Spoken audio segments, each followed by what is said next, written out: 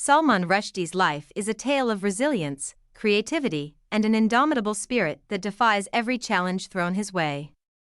Born on June 19, 1947, in Bombay, now Mumbai, India, Salman Ahmed Rushdie grew up in a well-educated and liberal family.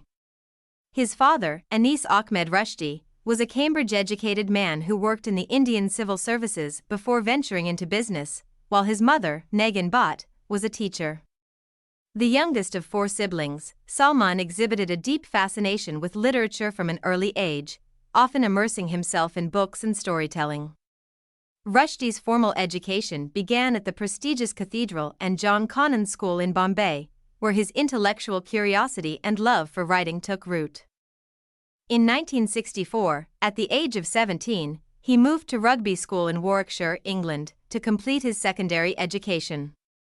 His time at Rugby marked a period of cultural adjustment, but it also broadened his worldview, laying the foundation for the themes of identity and displacement that would later pervade his work. In 1968, Rushdie graduated with a Bachelor of Arts degree in history from King's College, Cambridge, further nurturing his passion for storytelling and historical exploration.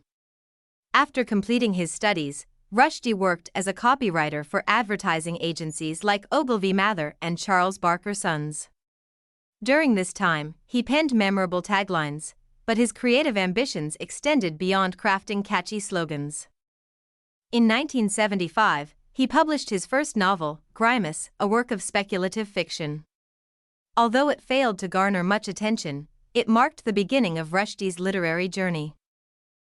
Everything changed with the release of his second novel, Midnight's Children, in 1981. This epic tale of India's transition from British colonialism to independence, interwoven with magical realism, catapulted Rushdie to international fame. The novel won the Booker Prize that year and was later awarded the Booker of Bookers on two separate occasions, cementing its status as one of the greatest works of modern literature.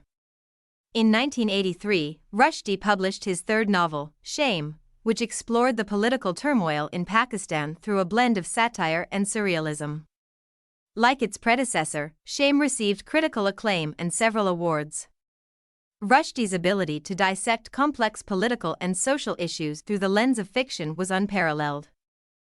And his reputation as a literary giant continued to grow. However, life took a tragic turn for Rushdie with the publication of his fourth novel, The Satanic Verses, in 1988.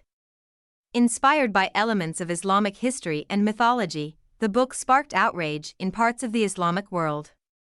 Many viewed it as blasphemous, leading to widespread protests and a ban in several countries with significant Muslim populations.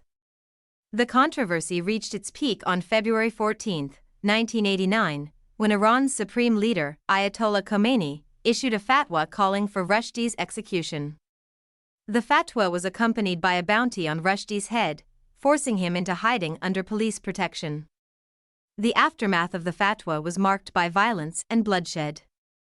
On March 7, 1989, diplomatic relations between the United Kingdom and Iran were severed over the controversy. Copies of the Satanic Verses were burned in public demonstrations, and translators and publishers associated with the book became targets of brutal attacks. Hitoshi Igarashi, the Japanese translator, was tragically murdered, and several others were severely injured. In August 1989, a would-be assassin, Mustafa Mazay, accidentally killed himself while preparing a bomb intended for Rushdie. Despite the constant threat to his life, Rushdie refused to be silenced. He continued to write and speak out for freedom of expression, becoming a symbol of resilience in the face of oppression. Over the years, his public appearances were heavily guarded, and he moved frequently to ensure his safety. In India, his native country, political pressures led to the cancellation of his appearance at the Jaipur Literature Festival in 2012, highlighting the lingering sensitivities surrounding his work. On August 12, 2022, while about to deliver a lecture at the Chautauqua Institution in New York, Rushdie was attacked by a man who rushed onto the stage and stabbed him multiple times. The attack left him with severe injuries, including the loss of vision in his right eye and the use of his right hand. Remarkably, Rushdie's spirit remained unbroken. He later published a memoir about the attack, incorporating an imagined conversation with his assailant to explore the complexities of hate and violence. In interviews, Rushdie revealed that he had dreamt of being stabbed in an ancient Roman amphitheater just days before the attack, a premonition that weighed heavily on his mind. Through all the adversity, Salman Rushdie has remained a fearless advocate for artistic freedom and a steadfast voice against censorship. His bravery in the face of relentless challenges has inspired countless others to stand up for their beliefs.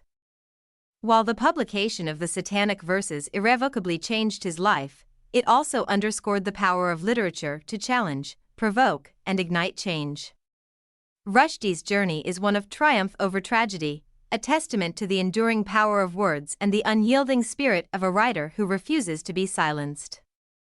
Even as he bears the scars of his struggles, he continues to forge ahead, embodying resilience and courage in the face of adversity.